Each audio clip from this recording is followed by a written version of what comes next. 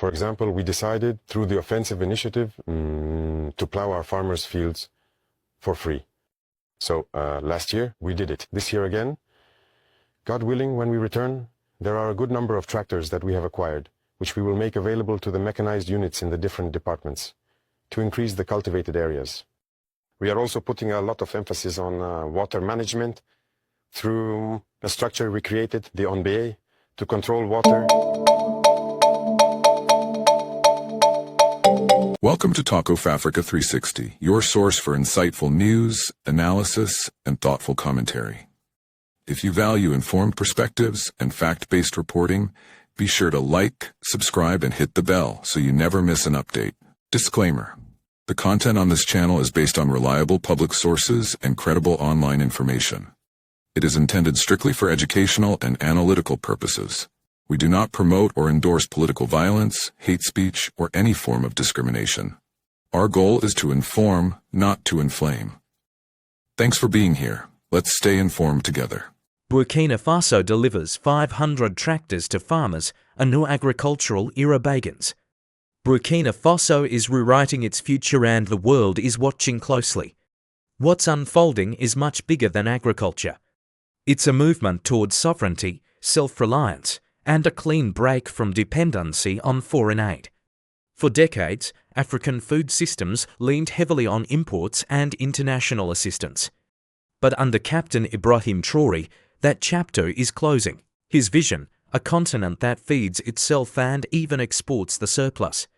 Western influence is slowly eroding, and global powers are beginning to take notice. Traore's stance is unapologetic.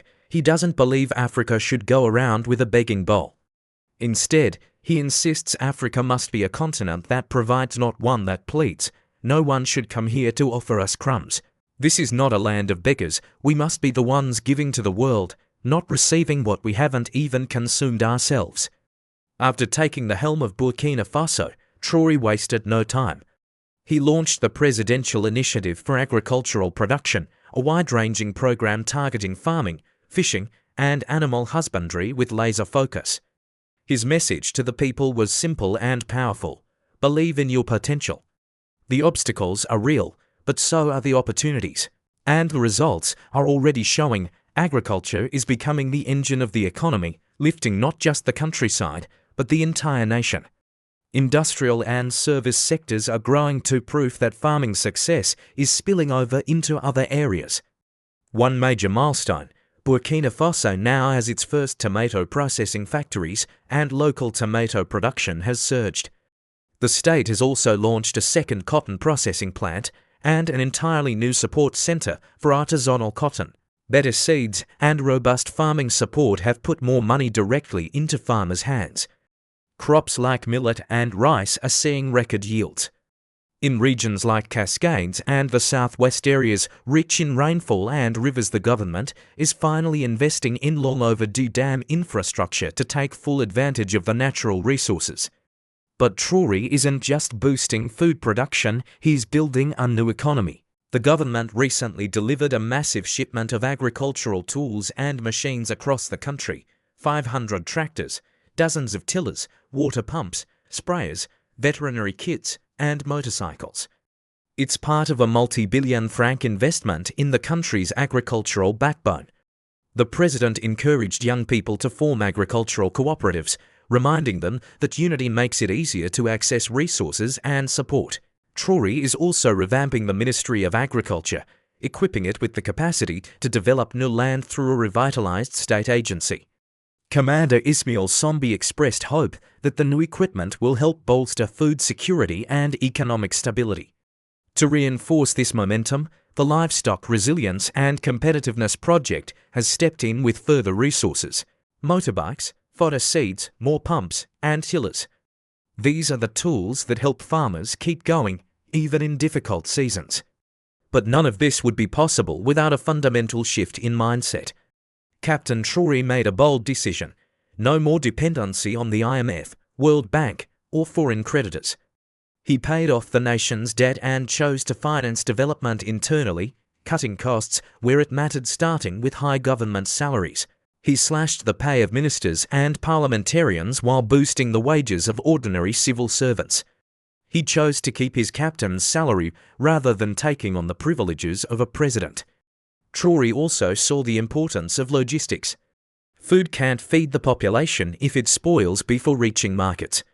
That's why his administration is improving rural roads linking farms to cities and easing the transportation burden.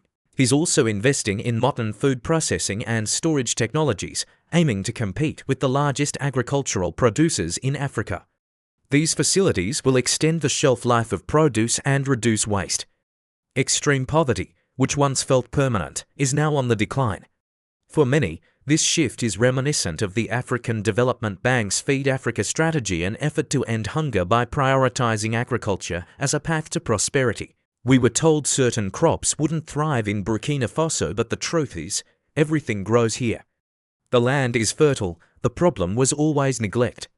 The government is also putting safeguards in place to ensure public money serves the people. Corruption has no place in this new era.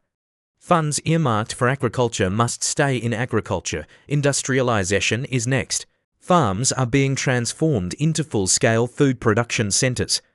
At only 36 years old, Traore is charting a bold path many older leaders have failed to pursue. Yet, the journey hasn't been without turbulence. A recent attempted coup reminded everyone that not all forces welcome change, but Traore remains undeterred. He called on citizens to prepare their fields, promising support to make this planting season the most productive yet. From the beginning, he recognized the scale of the nation's problems: poor infrastructure, weak health systems, and security threats. But he's tackling them head-on, and his popularity is soaring, especially among Africa's youth. At a recent presidential event in Ghana, Traore received a roaring welcome, more enthusiastic than any other African leader present. It's a clear signal that a new generation is hungry for courageous leadership. Traore's appeal is not about military credentials. It's about delivering results and taking real steps to empower ordinary people. He rolled back unjust pay raises granted by past regimes and stayed true to his humble roots. His commitment to the people is not just symbolic, it's strategic. You who fought to free these lands from terror, you must now work to fill them with food. It's time to produce to the maximum. He also took control of key national assets. Gold mines were nationalized, and for the first time, Burkina Faso now refines its own gold. No more exporting raw resources without value-added gains. And yes, he's building a brand new international airport, proof that even as he looks to the soil for solutions, his eyes are on the skies. These bold reforms come with risk. State-led ventures have often struggled with inefficiency and corruption, but if managed wisely, they can be transformative. At its core, this isn't just about Burkina Faso, it's about Africa reclaiming its narrative. It's about showing what happens when leaders serve the people and believe in the continent's potential. And for everyday citizens, they're not asking for miracles.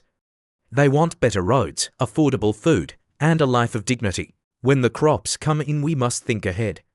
I saw women selling mangoes that would rot if not sold quickly. That shouldn't happen anymore.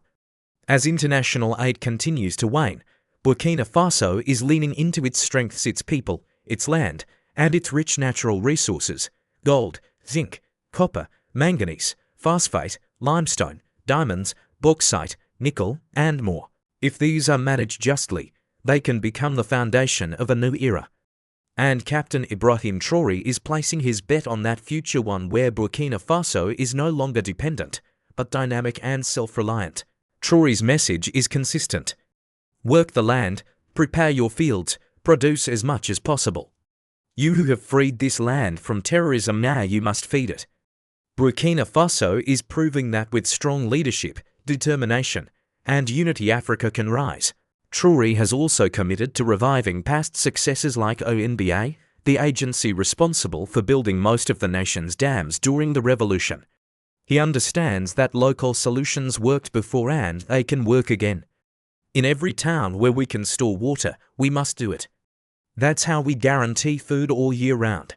President Traore isn't stopping at farming. He nationalized gold mines, ensuring the country keeps more of its wealth. He halted the export of raw gold and built a local refinery to add value at home. And yes, he's building a new international airport, a symbol of ambition and progress. This is what African leadership looks like when it answers to the people, not foreign interests. Thanks to smart leadership, poverty is beginning to decline and the energy is contagious. At a recent event in Ghana, Traore received the loudest cheers among a group of African leaders. Young people see in him something rare, genuine change. His policies echo the Feed Africa strategy of the African Development Bank. But here, it's not just a slogan, it's happening, field by field. He knew that without infrastructure, agriculture would stall. So his government began improving roads connecting farms to cities, shortening travel time, and cutting down food spoilage. At the same time, they're investing in high-tech food processing and packaging equipment, giving Burkina Faso the power to preserve and export its own produce. This isn't just about feeding the nation. It's about turning agriculture into industry. Burkina Faso is rich not just in minerals like gold, copper, and zinc, but in spirit, in willpower, and in vision. If managed wisely, this wealth can transform millions of lives. Traore is betting everything on that future. A future where Burkina Faso stands tall, feeds itself, processes its crops, and shares its abundance. The world may not be ready, but Burkina Faso is. As reactions continue to pour in from across the continent, one thing is clear. Africa is demanding respect, sovereignty, and accountability. Was this just a diplomatic misstep or a deeper sign of shifting global alliances? We'll be watching closely. If you found this story important, don't forget to like, share, and subscribe for more real, unfiltered African news. This is Talk of Africa 360, telling the stories that matter.